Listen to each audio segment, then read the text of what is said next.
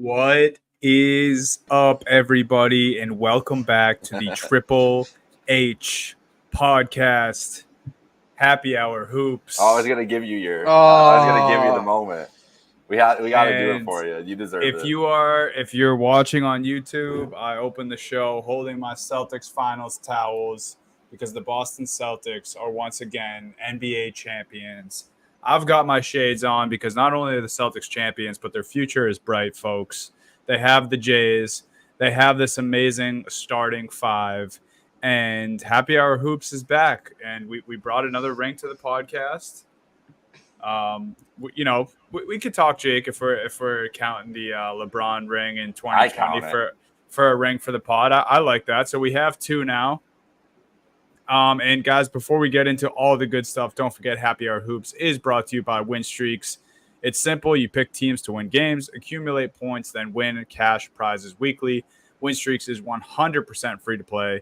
You can make up to 5 picks per day on MLB, NBA, NFL, NHL, college basketball, college football. 100 players win cash prizes every week up to $2,000. Contest runs every week from Monday to Sunday. Use our code HHH when you sign up, please. And back to the Celtics being NBA champions. It feels just about as fucking amazing as I thought it would. We were talking last show about how I might have to update this banner behind me. The last one there has 2008, 2024. Maybe will be edited on there. Maybe I'll just have to buy a new banner of banners. I feel great, guys. You guys should know that. How are you all doing?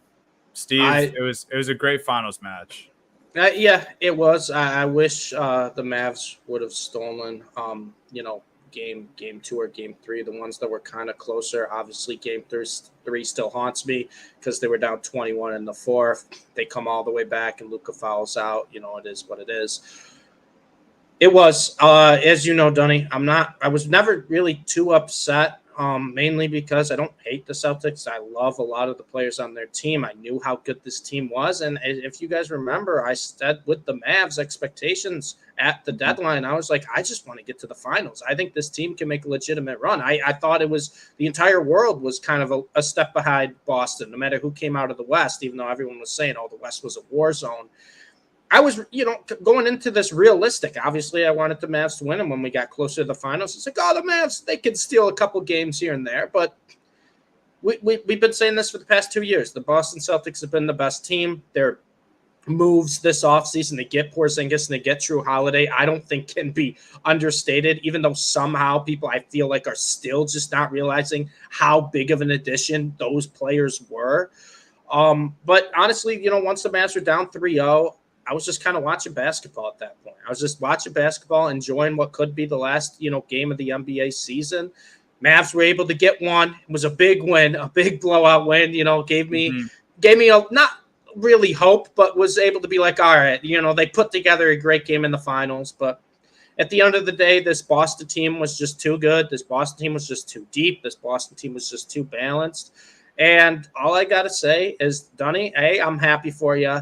And B, I'm happy for the city of Boston. After 5 long years of suffering, they finally have another championship. I think it's only 13 championships now since 2000. So to all the Boston fans out there, guys, the drought is over. You can celebrate again. Boston is back on top. I feel so bad because as someone who's lived in Buffalo, as someone who's been, fans of teams that haven't won in a while, I'm happy for you, Boston. 5 long years, and you're back on top. 5 long years. Yeah, the Boston Bruins, may have been, a top seed every year. The Red Sox get their World Series. The Patriots, they won a few Super Bowls. But 5 years, and you finally get another championship. And, Dunny, remind me, too, because I know the Celtics, they don't have too many championships, right? It's how many? How many for them now? 18. League high 18. Okay, oh yeah, league high. Boston Celtics fans, you're fine. You got your 18th. Good for you. Yeah. You know what? Boston fans, I've said this all the time, the most spoiled fans in the entire world. Dunny can admit that because he's a realistic. But Dunny, I'm happy for you because you, take all the Boston fans away, take the whole city of champions Boston away. I'm happy that this Celtics team, the Jays, got it done because I think there were a lot of people rooting for this team to never get it done.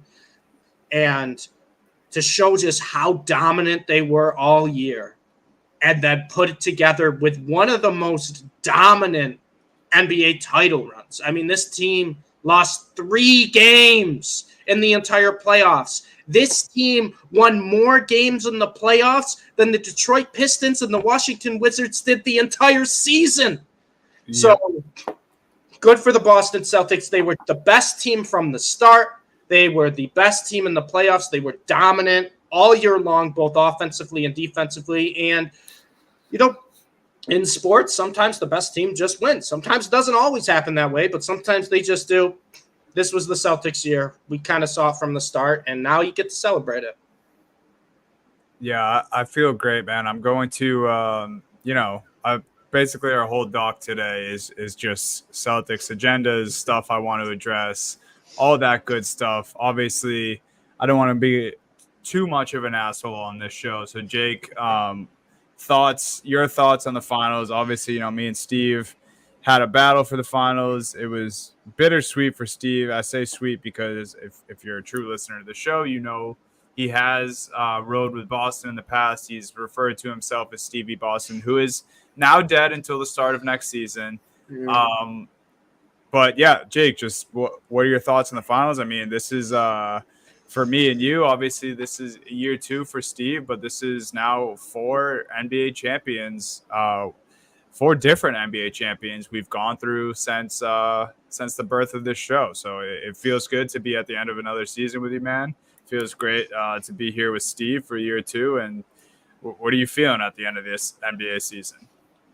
It's been an honor to do the show again with you guys this year. It's always a blast here, coming here in our usually Wednesday, but sometimes midweek, anytime, whatever we can get it done schedule. And yeah, to have I will claim my bubble LeBron championship, but this is the first of our teams, Dunny, and I'm happy for you as my friend and podcast host that you get to celebrate this championship. Happy for our friend Brett and others. Slick L's super happy. The big Slick, sorry. Absolutely. My cat is trying to kick my laptop above me right now, so I gotta. It's fine, Jake. If you don't want to say anything nice about the Celtics, you don't have to. I'm not going to say a lot of nice things about the Celtics. I'm going to say a lot of nice things about you guys and say I can't particularly say I'm happy to see the Boston Celtics as the NBA champions in my life. That would just go against everything I have believed in and loved as a Buffalo sports fan and Cleveland Cavaliers fan. But I'm happy for you guys. And this team, deserved it.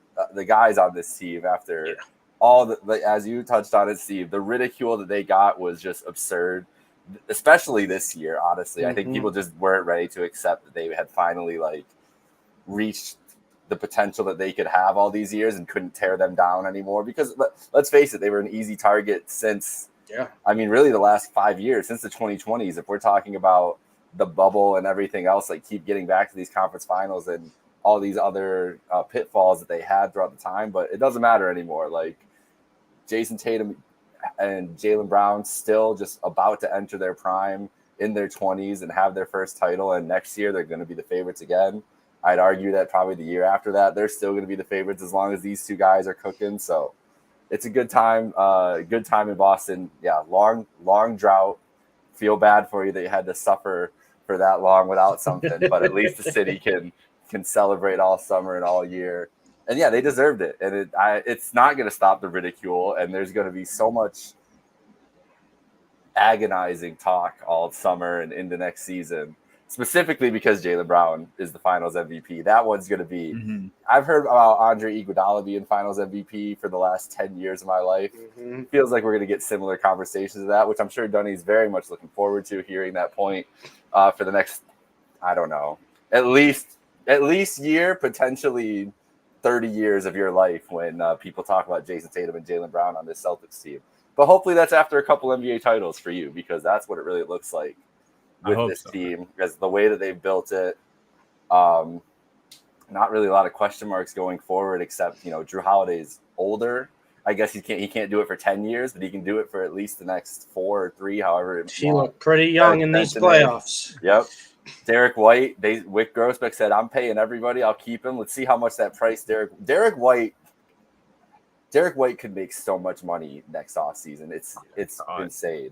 So, but I can't imagine what like a mid-level fringe team would throw at White.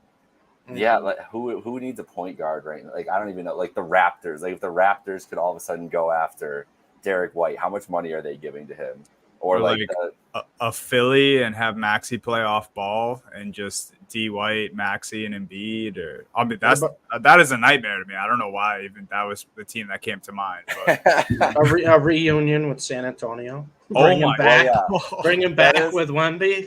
Hey Pop, I learned a few things. I heard you had this unbelievable 20-year-old on your team. Yeah. You mentioned Holiday. I didn't put this in the doc, but I just scrolled back to find it because we were talking about the 2020s with the Lakers championship, and then Drew Holiday was mentioned, and I remembered the stat. Players with multiple rings in the 2020s, Kentavious Caldwell-Pope and Drew Holiday. That's it. Yep. Crazy. It's kind of nuts. Crazy.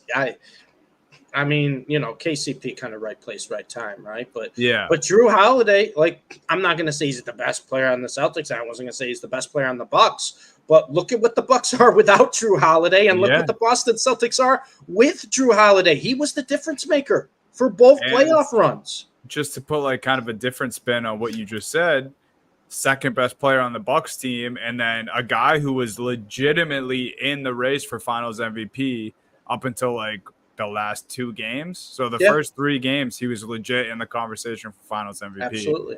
Again, like you said, not the best player, not the second best player, probably not the third on the Celtics, but argument for 4th and 5th, and then playing like one of the best when it mattered most. So yeah, shout out Drew there. I will get into all the Celtics talk, and I mean I know you guys have the doc too, and we're kind of planning live on air here, but just stop me if you guys think I need to be stopped, or add in at any time.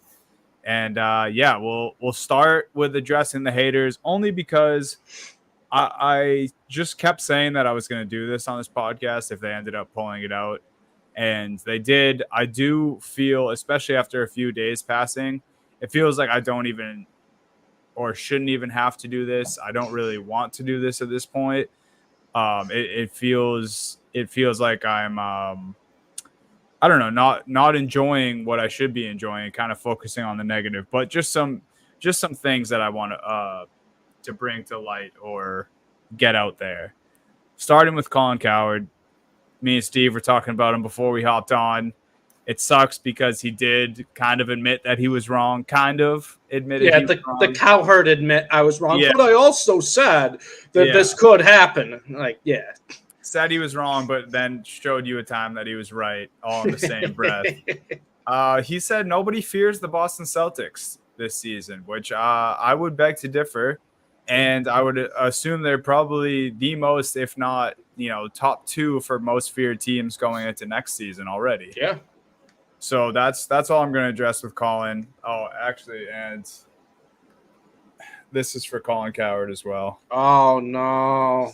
The backwards hat for Colin, because that, for some reason, makes him super mad. So thank you, Colin Cowherd, for saying nobody fears the Boston Celtics. That worked out great. Nick Wright, by the time the Celtics adjust to playing real playoff basketball, the Mavs will be up 3-1. Well, the Celtics were up 3-1 at one point. They were up 3-0 at one point. And do you think they adjusted yet? Do you think they've adjusted? The Celtics did adjust. Yeah, they won the NBA championship. Okay. Thank you, Mr. Wright. Nick Wrong is what we're going to call him for this segment. He also said the Celtics can't execute down the stretch. A lot of the games, it didn't matter because they were blowouts. And then the games that were close, I remember Jaylen Brown hitting an unbelievable tying buzzer beater 3 in the corner to go to overtime. And then in that same overtime, Jason Tatum having 10 points in the overtime period and them beating the Pacers. I also remember game 3 of the NBA Finals, them of course, that they did blow a 20-point lead, but then they corralled the victory against one of the best backcourts ever. No, Tatum and Brown actually came out on top in that game. Jaylen Brown hit one of the more clutch mid-range jumpers we saw in these playoffs. So there's that. Also, Nick Wright said Tatum's not a top 10 player today. And that will go into my next part of addressing the haters.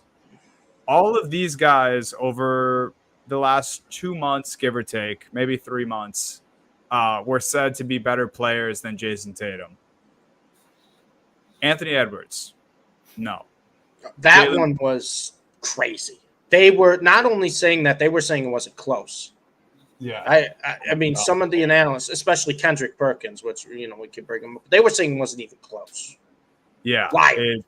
Crazy, because he's just better than both those guys. And I don't think that it's close the other way, but, I could argue with myself all day here. Kyrie Irving, it turns out both the Jays were better than Kyrie. SGA, this is one that a lot of people are still standing on. And this is one that I understand at least a little bit, because he had the stats and he was, in the MVP conversation. He even had a stronger case, I think, down the stretch. But I just don't. I really, truly believe this. If I asked every GM in the league, I think 90% of them would say they would rather have Tatum than SGA. Yeah, that's just what I think. This is a good time to stop my rant. What do you guys think? Am I crazy? Like, do you guys think it's easy that Tatum's better than SGA? Maybe not 90. Maybe not 90%. I think SGA the past 2 years has played himself to a point where can be a little bit debatable. And as you know, I've been not a big critic of SGA, but I've tried to quiet how much people have hyped him up, because all year long they've said SGA should be the MVP. And I was like, that's blasphemous. SGA, the one thing I will give him a little bit of credit for is we got to remember how young the Oklahoma City Thunder are. We got to remember the type of players he's playing with. And I think it's unfair to kind of put him at that same level with Tatum in terms of the playoff experience, the playoff wins and everything, quote unquote clutch factor, because of, the teams he's been around. He really has been kind of the reason the Oklahoma City Thunder have accelerated this rebuild, where the Thunder, we didn't know what to expect from them a couple of years ago. Then they accumulate all these draft picks, and they've hit some, quote unquote home runs on their draft picks. And even the guys that aren't really home runs are still viable players. SGA is carrying that team to a degree, right? He's still a young player. He's older than Luka, believe it or not. People don't really want to admit that, right around the same age as Tatum. He's carrying that team, but I think where Tatum has the edge in my mind, besides just the experience, is size. You can't teach size. You can't teach Tatum's wingspan. You can't teach his height. You can't teach his reach, right? But B2, I think Tatum can do a lot more when he doesn't have the ball in his hand. And SGA, much like Luka Doncic, much like these guys that are kind of ball dominant, right? He doesn't do as much off ball. He's a phenomenal defender, and I'm not talking about that. I'm talking about on the offensive side, where he doesn't really do too much when the ball isn't in his hand, where Tatum does. And I think that's one thing we kind of learned in the NBA Finals. And Tatum was a fantastic playmaker. I honestly would say, I still believe Luka's a much better playmaker than Tatum. But in the NBA Finals, I would say Tatum was the better playmaker. Also, the Mavs were 17% on open threes in the series. We're not going to talk about that. We're not going to talk about that. But what I will say is, I think Jason Tatum's came a long way with his playmaking and his ability to create offense when the ball isn't really going through him, right? Whether it's setting a screen, whether it's getting himself open, whether it's just kind of manipulating the defense. Where I think SGA, he's an all right playmaker. He's all right at getting his teammates involved. But when you talk about SGA, I feel not a one-trick pony, but most of his offense is created as the drive, that quick first step. He can shoot a little bit. But I think Tatum has a more complete game than SGA on the offensive end. I think they're both pretty equal defense. People won't give the Boston Celtics the credit on defense that they deserve, because I think they're all such good defenders. So it kind of overshadows the individual defense that each of the starters on the Boston Celtics are. But I would say offensively, Tatum's more complete than SGA at this point in their careers. SGA just maybe a little bit more flashy. And that's where I think the Anthony Edwards comes into the conversation. Why people think he's better than Tatum is because he's more flashy. Tatum's a quiet scorer. He was, 31, 11, and 8, 31, 8, and 11 in the closeout game.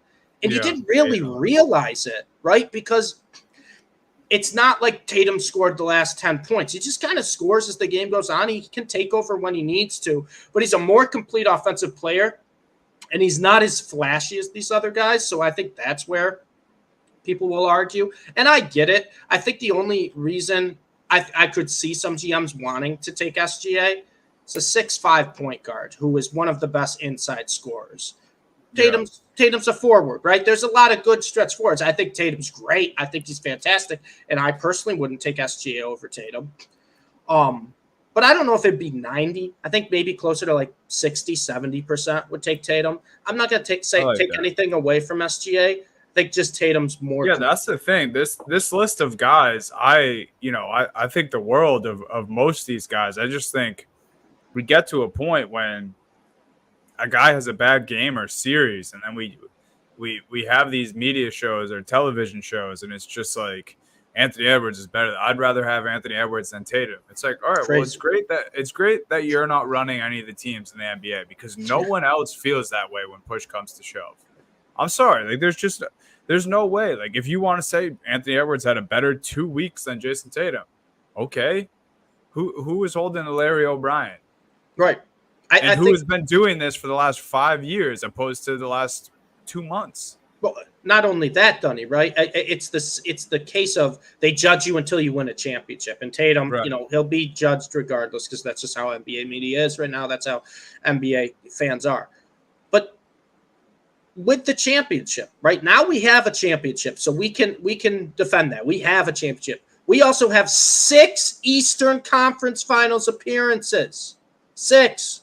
And a 6 trophy, Eastern Conference Finals MVP. Right. We also have that. We have the fact where Tatum, like, he doesn't get knocked out early in the playoffs. Even if they don't get the championship, they make a run. We have like the consistency, and people want to hate on Tatum for his shooting splits in the playoffs this year. It's like, who cares, man? Who cares? Like, you're supposed to shoot. The stars are supposed to shoot more. I don't want my star shooting 50+%, because it means he didn't shoot enough. And the one thing I'll give Tatum so much credit for, where we're kind of seeing the evolution now of, regardless of what position, if you want to be a superstar in today's game, you have to be a good playmaker, because you're going to get doubled, you're going to get blitzed, you're going to get different packages thrown at you, right? It's no longer just one-on-one, you guard this guy type of defense. Tatum's drive and kick passes against the Mavericks in the NBA Finals were unbelievable. And the reason that they were getting so many open looks is because the Mavs had to respect his driving ability. And that's something that, in the stat sheet, in the box score, all you see is an assist, right? You see an assist, a wide open 3. Oh, that's easy. But he makes it look easy because he's that much of a threat down low and everything. And I think that's where, like, the criticism of Tatum's still going to happen, but now he's got the wins to back it up. He has way more playoff wins than Giannis. He has way more playoff wins than Jokic. By the way, they're now tied in championships. So you can't use that anymore. All he's missing really is the MVPs, but you're not going to win an MVP when you have these other stars on your team, because, in the NBA, you got to put up those jaw-dropping kind of stats to get the MVP. And that's what has Tatum done at this point to not be considered a top 5 player in the NBA? That's my question. And my other question is, like, if we had a redraft right now, a fantasy redraft right now, where's Tatum going? He's going top 5. He's going ahead of these guys that you named, Gunn. Yeah, and that's I like that you brought up the MVP thing too, because I feel like that's where me saying this right now could get things misconstrued. But if you listen to the show, I'm not a homer to the point where I'm saying Tatum was more deserving of the MVP than some of these guys, because I think by the end of the season, Brunson was playing more like an MVP. I think SGA was playing more like an MVP, and those were things that I was saying. Obviously, Luka, Jokic, I thought that they were the top two to end the season. Regardless, I think everyone had those guys top two. Well, not the voters. They had Luka third. Yeah, no, not the voters. Jake, where are you at with the? I guess specifically, we spent some time on SGA Tatum, but are any of these outrageous that I'm saying Tatum is in fact better than these guys? No, none of it's outrageous at all. We could, like I said this a couple times during the playoffs. We could have a whole episode about what's wrong with most of the NBA media and the ESPN presentation more than anything. Like, there's a lot of people on Twitter and everything else right now complaining about what the finals and the ratings and all this other stuff. And if it's a bad series, like if it's an uninteresting series, which I think a lot of people just were resigned to the fact that the Celtics were going to win this series, and that's why you get the ratings how they are. But you know how you bump that up is if you have anything extra around it. And bro, we were talking about it. You mentioned like Paul George and Julius Randle, these guys who were on the show over the course of the finals. There was a point, and this is a ESPN staple for their halftime show, where they come back from a commercial, they show one 10-second highlight, and Malika Andrews throws it to somebody on the panel, and they say one thing, and they go to commercial. First of all, that would never happen on TNT. There's never been. I've never seen a TNT have a 10-second segment. But Paul didn't realize this was happening, and he started going into a real point about the Celtics, and then she just cut him off and went back to commercial. Yeah, then all of a sudden Alexa's commercial was on your TV. Yeah, I'm this is your issue. There's no, you're literally, entertainment is in your name, and there's no entertainment factor except Stephen A. just up there fucking screaming his head off about something. Yeah. And I'm like, what is this doing for anybody? Have some actual, just anything. There's no substance to what they're doing. They're all four talking heads. There's no cohesion to the conversation. There's nothing like that. And that's what they want. ESPN wants just you to yell and get a clip that goes viral so they can get the millions of views on their socials, because that's all they care about right now. So that's the biggest issue with the criticism over the playoffs, I think. And, that's on the shows too. I think it was horrible, to be honest with you. Obviously, I was locked in because it's Mavs versus Celtics, right? I'm locked in. But the coverage pregame, postgame, halftime show, I thought worthless. I thought it was horrible. And I think the criticism is fair, where people like this did not feel like an NBA Finals. And I kind of agree to a point. Obviously Dunny and I are going to be a little biased, right? Your team's in there, you're locked in. This is the only thing you care about for those 2.5 to 3 hours.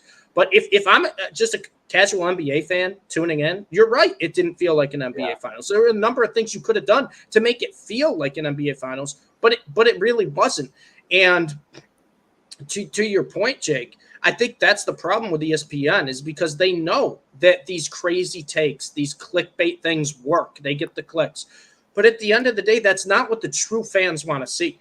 Nope. They want to see you give, good analysis on basketball and what you're seeing. And my biggest pet peeve with ESPN mainly, and the other networks as well, but mostly ESPN, is it's so recency bias, one game after another, their type of reactions and what they say about the players. The difference in the talking points about Luka Doncic after game 3 when he fouled out to after game 4 was wild. If you just didn't show me anything about the NBA season and just had me listen to what ESPN was saying about Luka Doncic in game 3, I would have been like, are they going to cut this guy at the end of the year? Way they were talking about him. And then game 4, the way they were talking about it, I would have been like, are the Mavs up 3-1? That's how backwards and crazy this was. And it's almost not even the player's fault anymore. It's what else can Tatum do? What else can Tatum do? What else can Luka do? People act like you win a championship or bust. And I get it. You're playing for the championship. You'd be just stupid to say the Dallas Mavericks didn't have an unbelievably successful season. That Luka Doncic didn't have an unbelievably successful season. You would be stupid to have anything negative to say about this Boston Celtics team right now. And the people that were saying, oh, easy road out of the East, easy there, Mickey Mouse championship. What are we talking about? What are we talking about at this point? It's just, and I think the networks play into it where they just overreact one game after another. It's like, what can these guys do anymore? Because I'll tell you what, Donnie, Jason Tatum had a phenomenal NBA Finals. Jaylen Brown had a phenomenal NBA Finals. Like Jrue Holiday had a phenomenal NBA Finals. In his limited minutes, Porzingis had a phenomenal NBA Finals. You could tell that the Celtics were the better team. Yeah, the Mavs didn't shoot great. Yeah, they had a lot of turnovers, but you have to give Boston credit for that. Because what has been the outlier here and how the Mavs have played since the trade deadline, the outlier has been facing the Boston Celtics. Mavs get what they want offensively. Mavs defense looks great. And people are, the ESPN specifically, criticizing the Mavs. Oh, they're playing lazy defense. They're not playing well. Like, they can't hit open shots. Their offense doesn't work. Well, it worked against the other 28 teams they faced.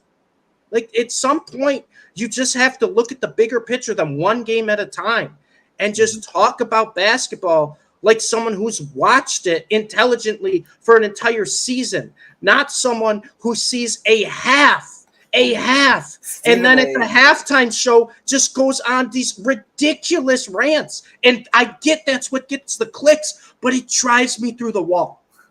I don't think Stephen A. actually watches basketball. I don't think many of them do, to be honest with you.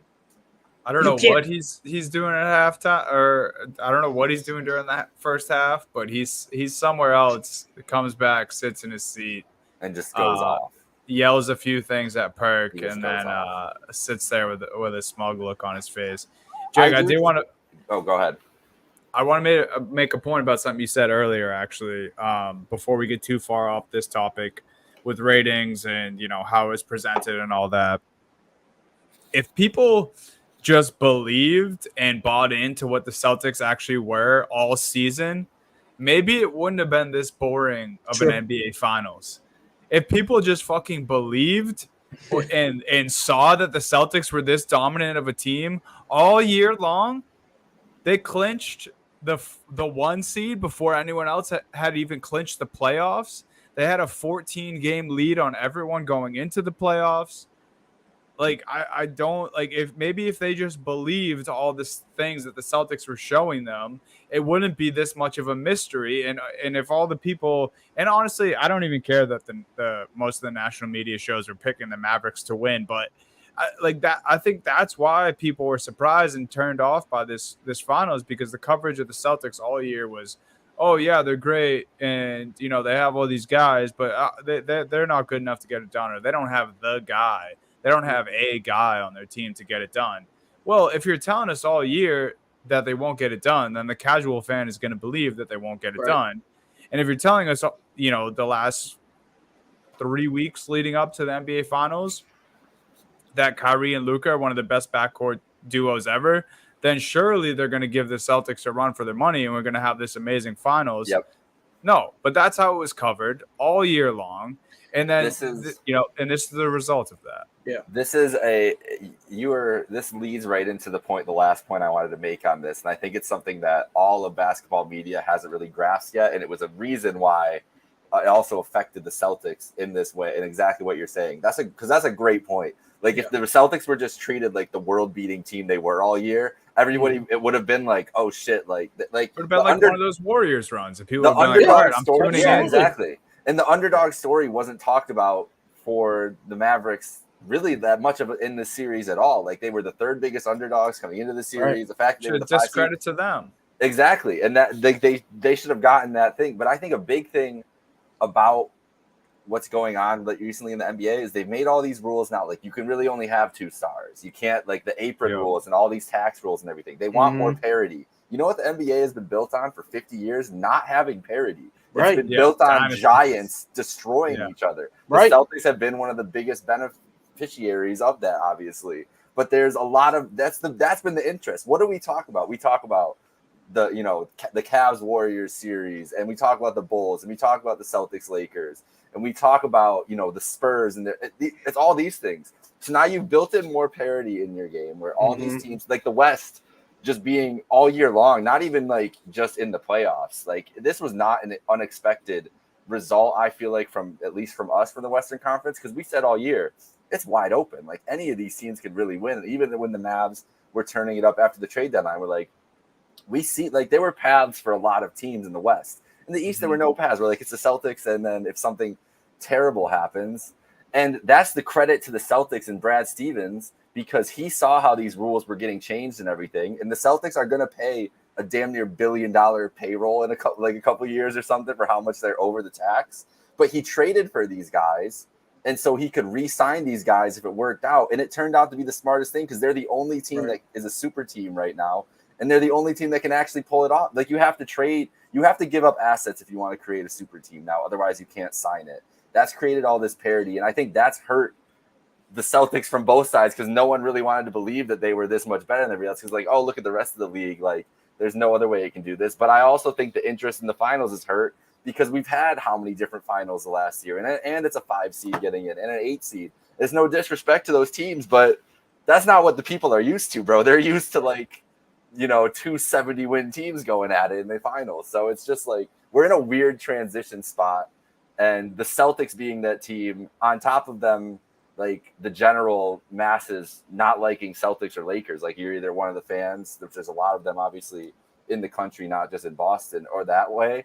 But I feel like that's like a big part of it with everything else too in the league. The league, I don't know if it's good for the league, honestly. Like, I don't know if it's good for hockey that every year any team can win the cup. Like it's a nice, like in theory, it's nice for if you're a fan of a team going into the playoffs, but is it better for the product that there hasn't been like I feel like hockey was at its hottest recently when it was the Blackhawks and Kings going back and forth, and then you'd have those big series and everything else.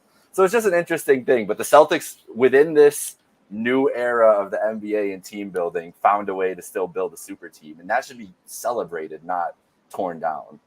I think the big issue is the NBA right now is lacking a face of the league. And, we grew up with Kobe, LeBron, right? Kevin Durant, Curry. Like we grew up with those guys. Like LeBron was, he was pretty much there every year, right? Like we grew up with those guys. Even before it's that, crazy, bro. If you think about it, sorry to interrupt you, but 10 years of that's another thing too.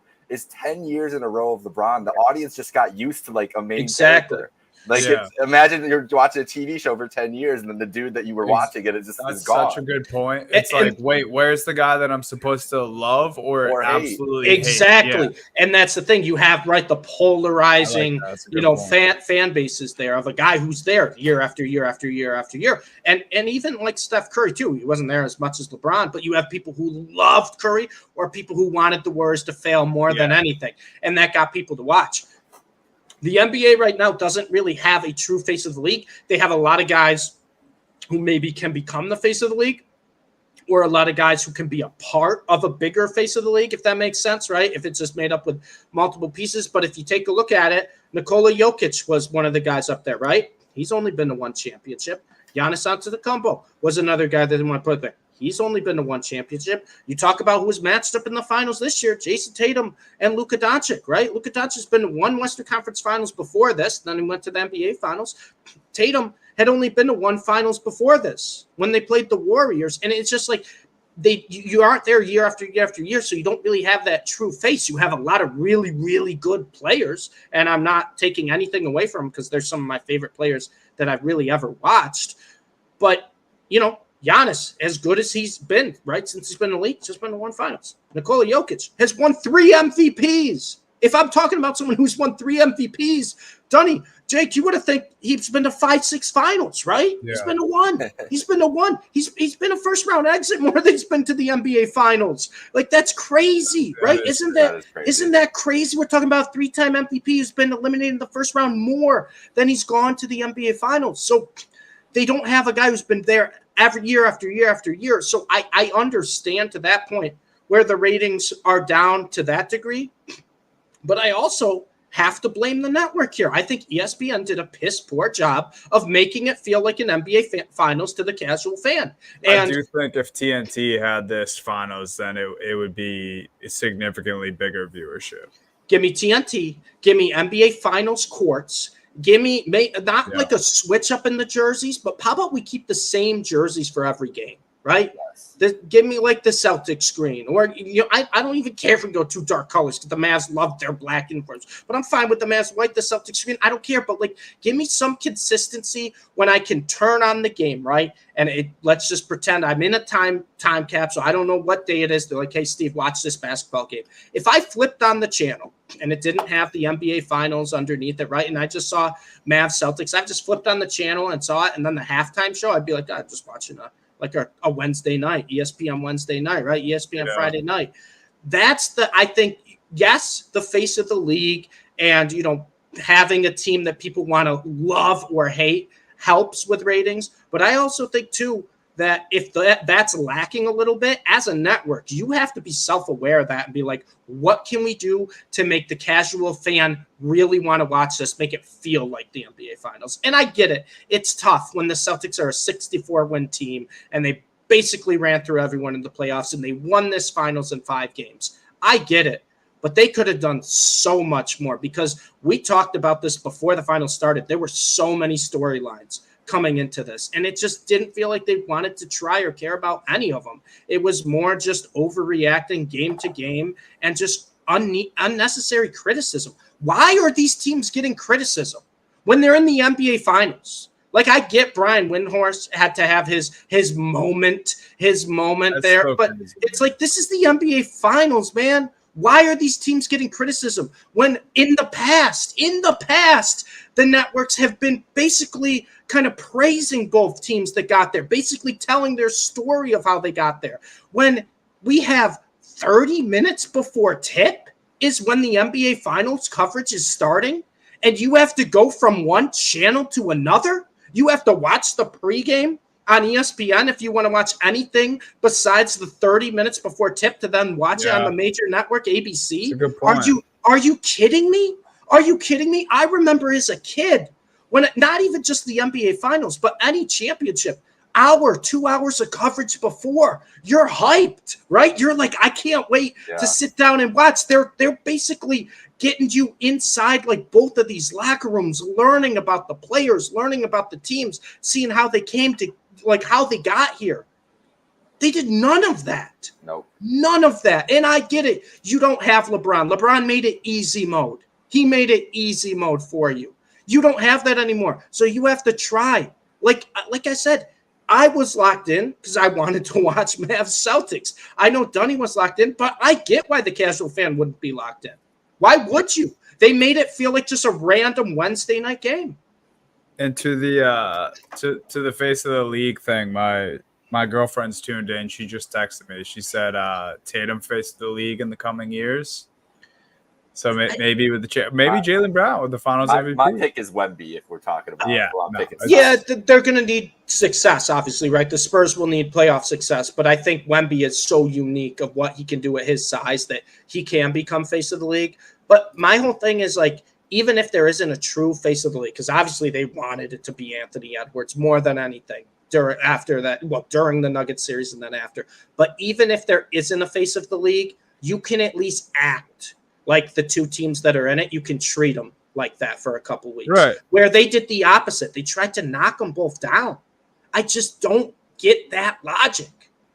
Yeah, no, it's very strange. All the hating is strange. I'm gonna try to wrap up the addressing the haters quick. Me and Steve's talked about some of this before the show, but basically the whole Tatum being corny about his, like, he literally couldn't even get off the court celebrating before he started getting clowned for celebrating.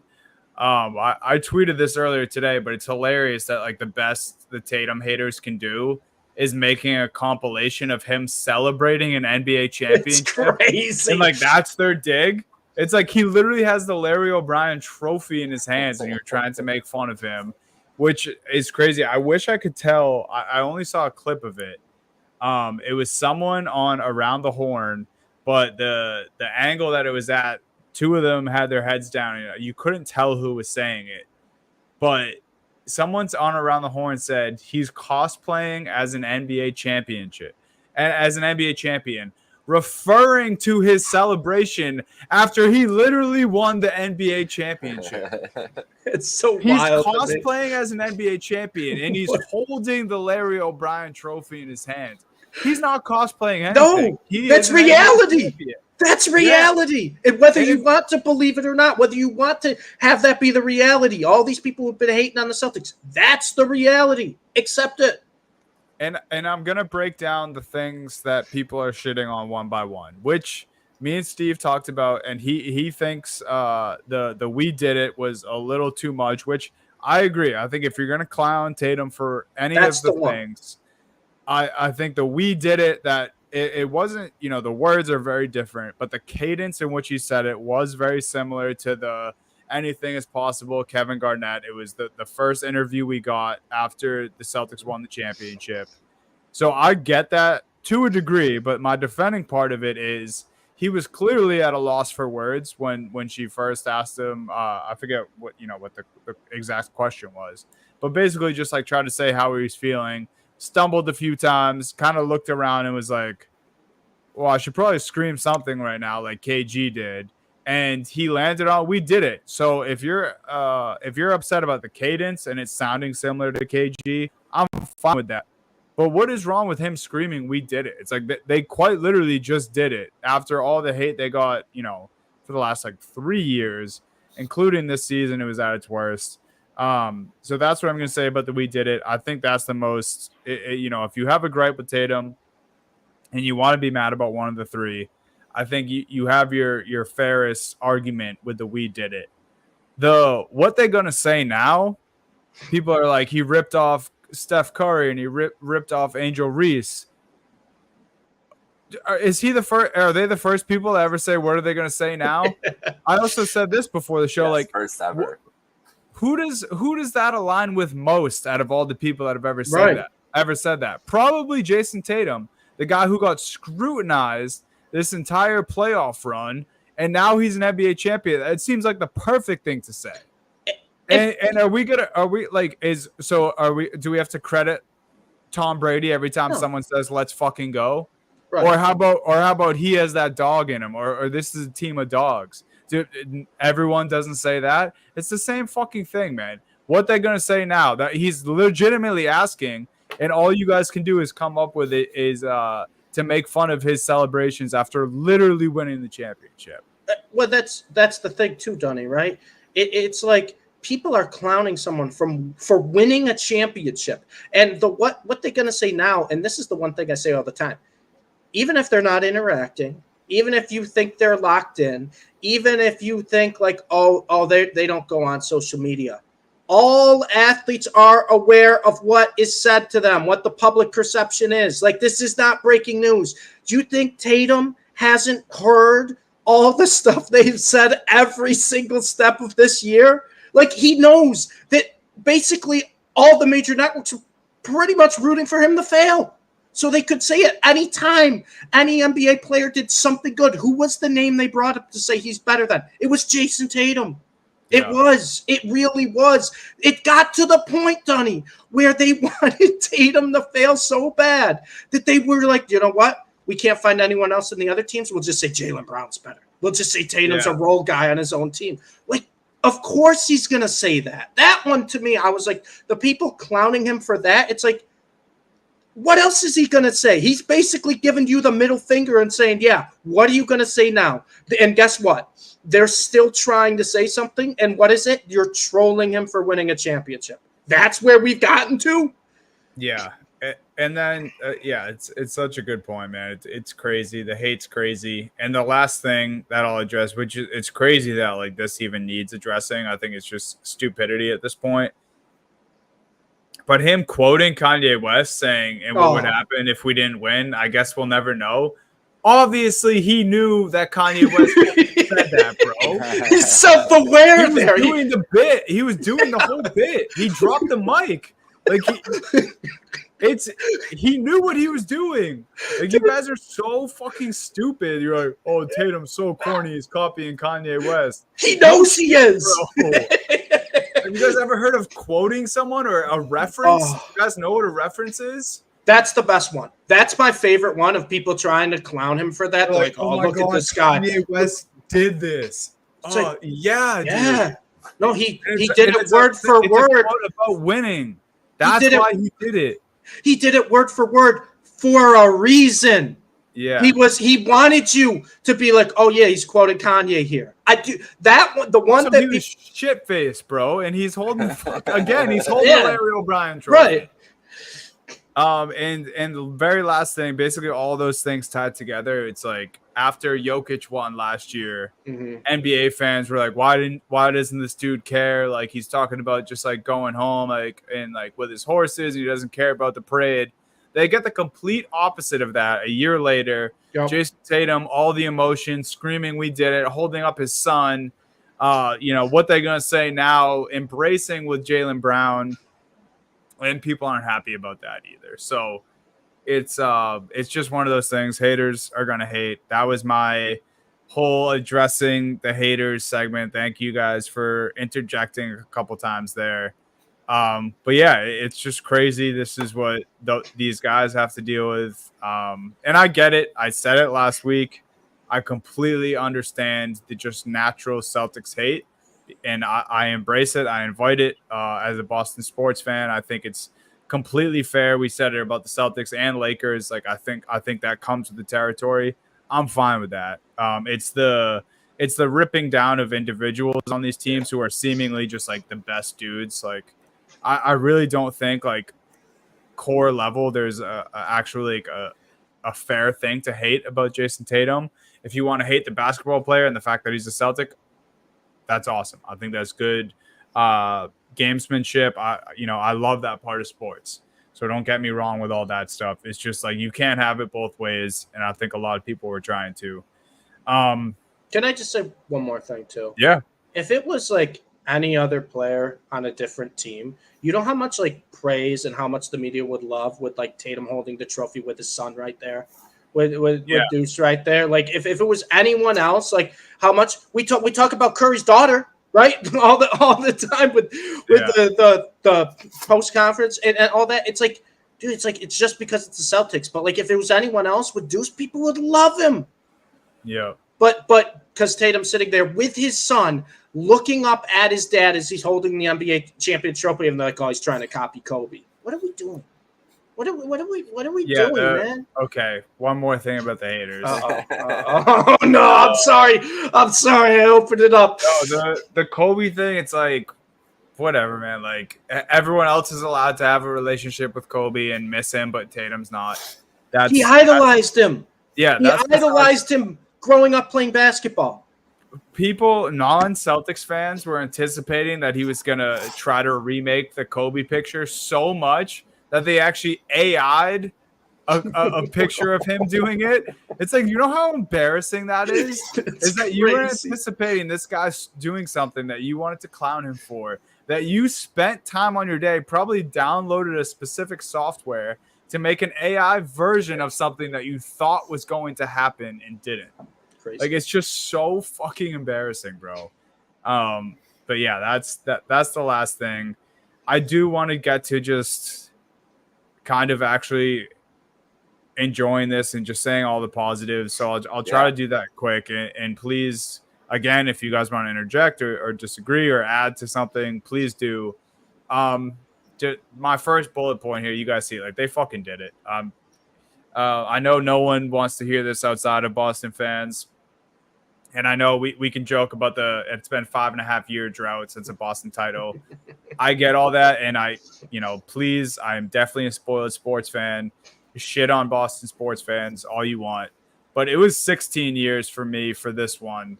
And I'm someone who, over those 16 years, probably watched 70 plus games every season. And I was pretty young, after the 08 title. And the last 5 years, I probably didn't miss a game as far as recording and watching afterwards if I did miss one. And it just feels awesome as a fan. I can't imagine how the players feel.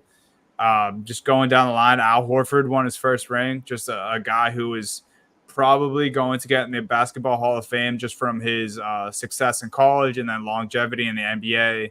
now a staple as, one of the better big men, in the NBA, in NBA history. I think obviously skill wise, there's a lot better than him, but as far as longevity, what he meant to this team, what he did in his early years, and then again, the college success, just incredibly happy for a guy like Al Horford.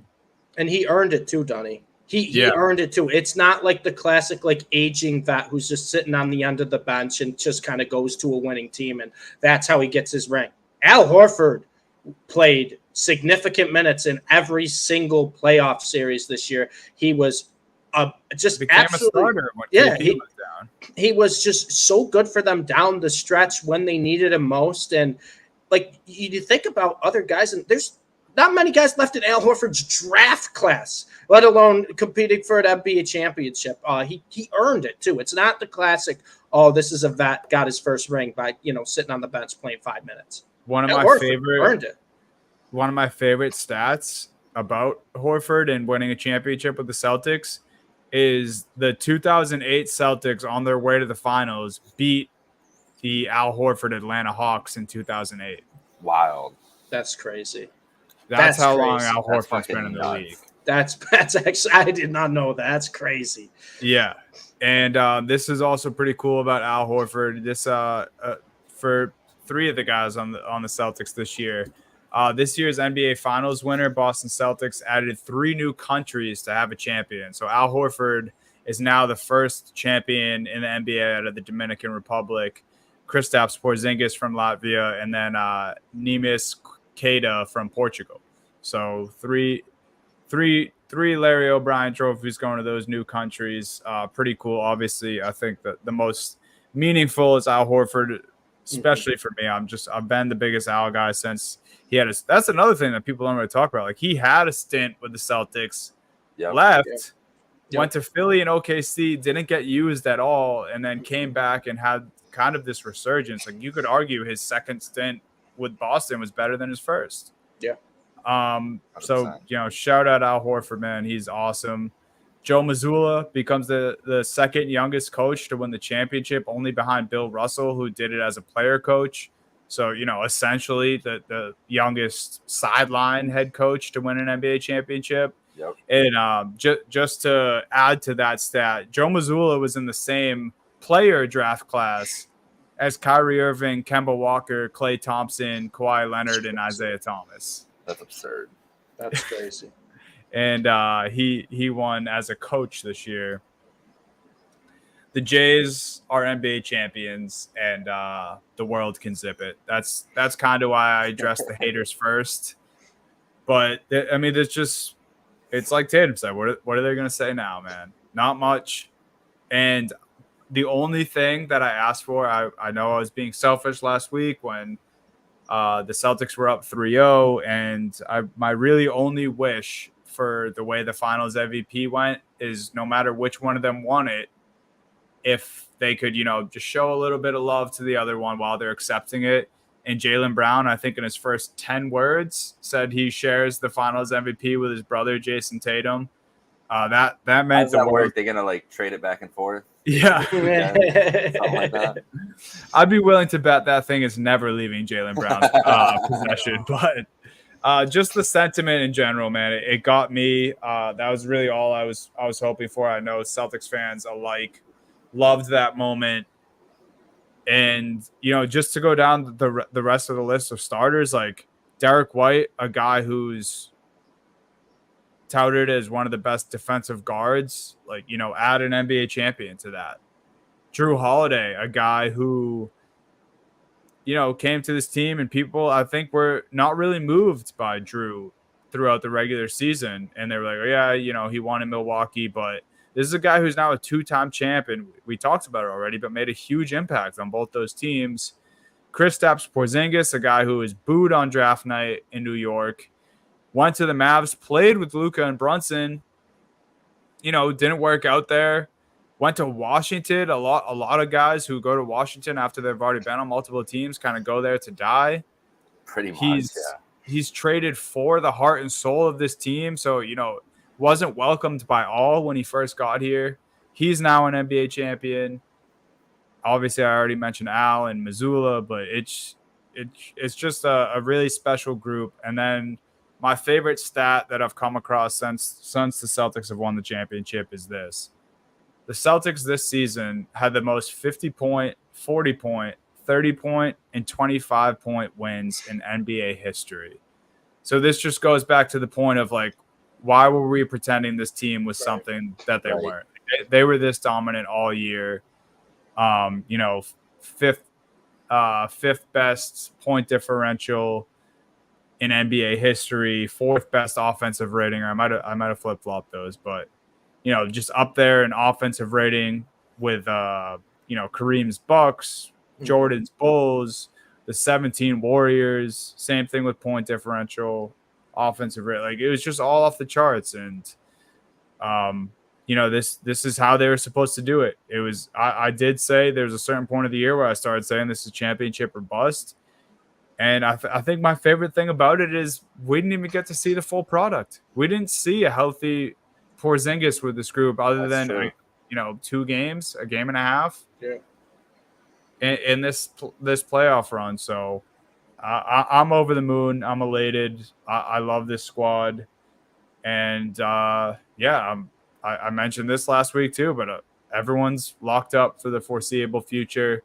Wick Grossbeck said he was going to back up the Brinks truck for Derek White, a guy who straight up lost part of his tooth to win this championship. So Jalen calling him ugly is one of the best moments of that game. That was so funny. That being captured on audio is on great. The mic, yeah. Like you don't get good stuff from that mic a lot. I started laughing out loud. I was like, what the fuck? Like, it was the last thing. And there's probably a lot of that weird shit that they like can't share usually, but like that was it was funny and harmless. So like they were able to do it. But yeah, I know that game fell over.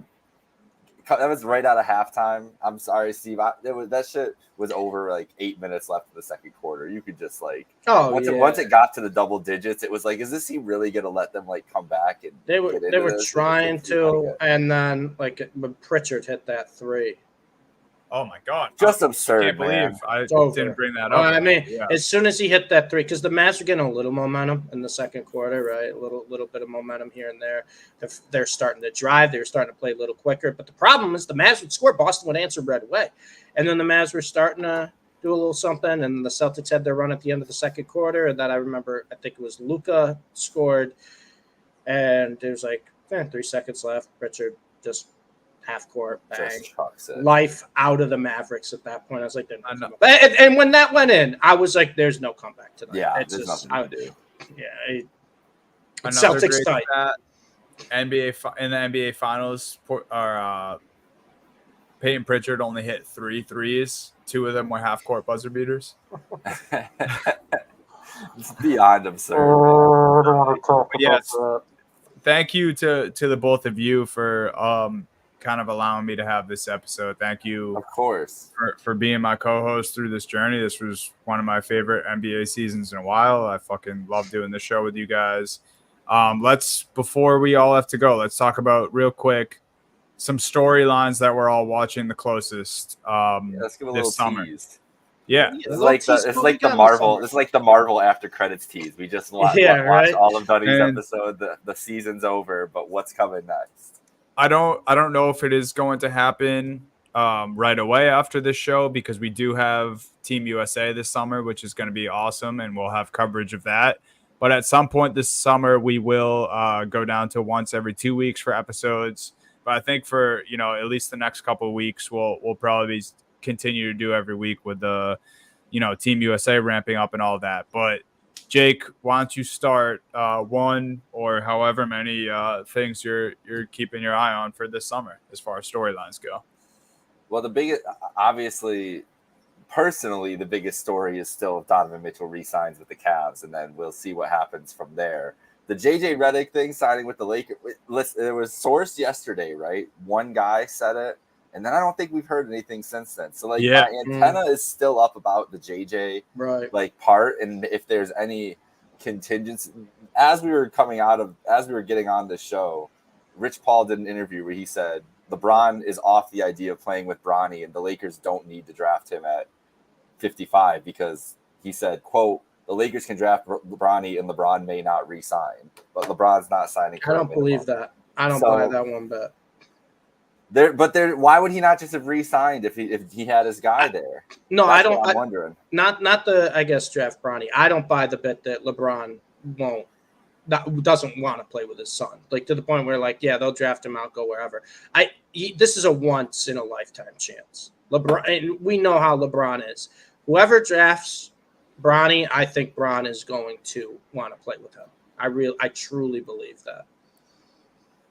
Yeah, I mean, it could be some posturing with the Lakers more than anything else in that case, because calling a bluff on that. Exactly. I do think that you're right. Like he's gonna, if it's somebody where he wants to go.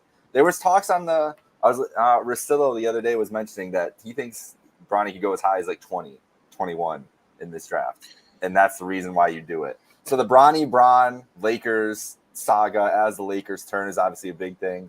Jimmy Butler, whatever happens with him, if he actually wants out of Miami, that could be a huge addition to. Imagine if Jimmy Butler I don't know how it would work and how it could happen, but if he could end up, I mean, with your Mavericks, he would be perfect on a team like that. Yeah, I don't think they're going to get anyone that way. But if he ends up back in Philly or something like that, the stories next year with that Philly team, if Embiid can be healthy, the story of his life would be interesting. And then just what the Spurs do to add around Wemby, like with the guard, everybody, all these people that are up for sale, whoever is going to get traded or the free agents and everything else, I feel like the Spurs have to be in on some of these guys because you can't waste these years of Wemby being he's going to be so good next year. If you add actual talent around that team, who knows what you can do. So that's what I'm looking to the most. Yeah, I mean, I think all those points are fair. The one that you didn't kind of mention, but I think it ties in a little bit with the Spurs, is the Atlanta Hawks. What are they going to do? Are they going to blow it up? They have the first overall pick, and yes, this is a weak draft class. I think Sarr is kind of not confirmed, but pretty much the majority thinks he's going to go one. Are the Hawks going to try to trade that pick? Are they going to trade Trae Young, DeJounte Murray? What are the Atlanta Hawks going to do? I think that's a really interesting team to look at this offseason. And then, just the draft in general, right? This is a draft that people have been saying has been a weak class for a while. I'm really curious of what's going to happen in the draft. Is there going to be a team that takes Bronny early because maybe this is a weaker draft class to have a chance to have, LeBron come to their team? Those are kind of a couple scenarios I'm looking at, kind of both surround the draft a little bit, right? Hawks with the number one pick, a bunch of teams, what are they going to do? Because I really don't think there's a clear number 2, clear number 3. I think there's just a bunch of guys honestly 1 through 10 where you can put them in any order, and I wouldn't consider that too crazy.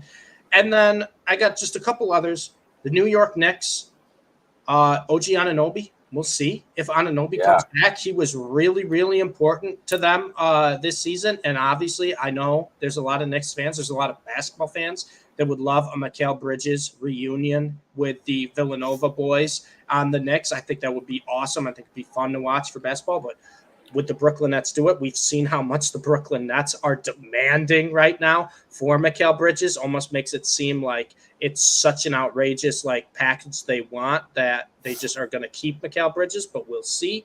So the New York Knicks, I kind of have my eye on. And then lastly, and this is for our guy JBC. Shout out JBC, who's been watching Happy Hour Hoops pretty much every single week, no matter what time we are. Yes. So I got to give JBC, a little bit of flowers here for talking about the Chicago Bulls.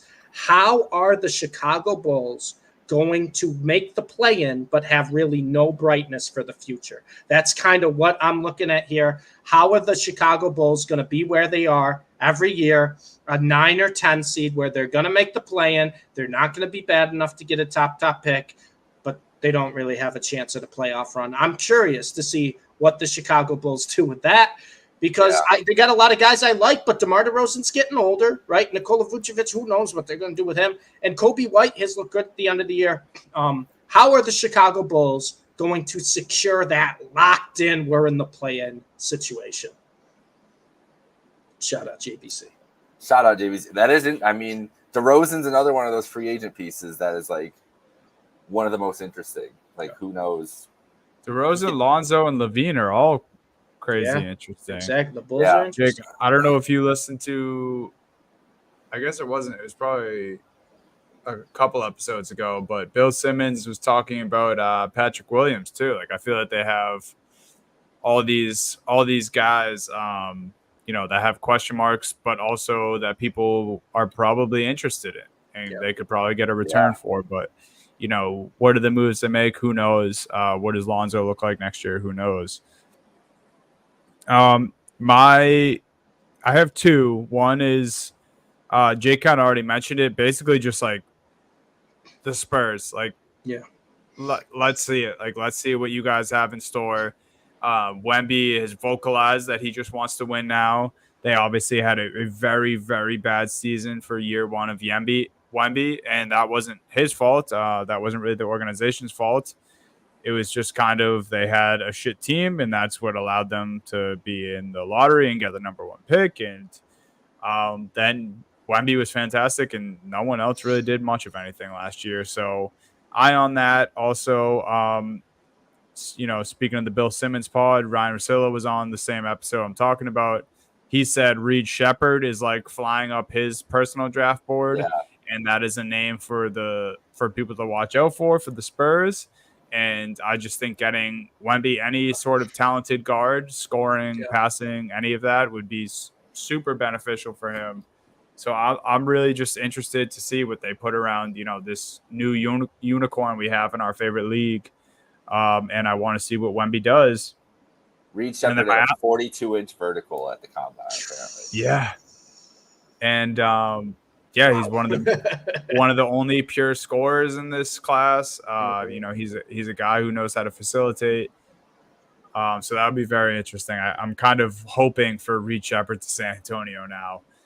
And my last one is kind of a Homer storyline to watch, but it's actually something that Windhorst said on ESPN the other day. But like, I'm excited to see what the East does this summer, just as a whole. Like, who really tries to stock up their roster? Who really tries to get, make the power moves? Who tries to beef up and make a close super team to these Boston Celtics? Like, did they just see the Celtics run and are like, all right, now we're going to be aggressive and make these trades? And, the second apron's happening, so let's make these financial moves, but also try to make our team a lot better.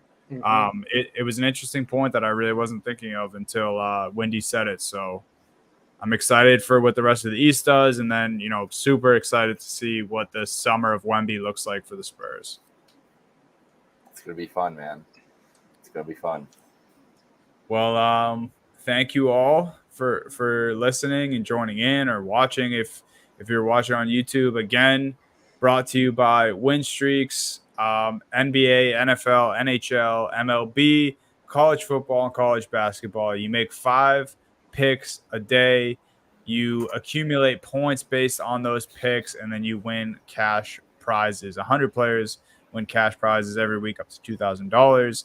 Again, no deposits ever, 100% free to play. Use our code HHH in the referral code spot when you sign up. Thank you all for listening. Go follow us on all socials at Happy Hour Hoops 1. Follow Trainwreck Sports, and thank you to Trainwreck Sports. The Boston Celtics are champions. I will be happy until October. And thank you guys. You're not ready to speed up to Patriot season? What do you mean? Oh. Not ready to enjoy the Sox? I'll go to Fenway a couple of times before the summer ends. There you go. Congrats. Sox got some good players. Thank you, guys.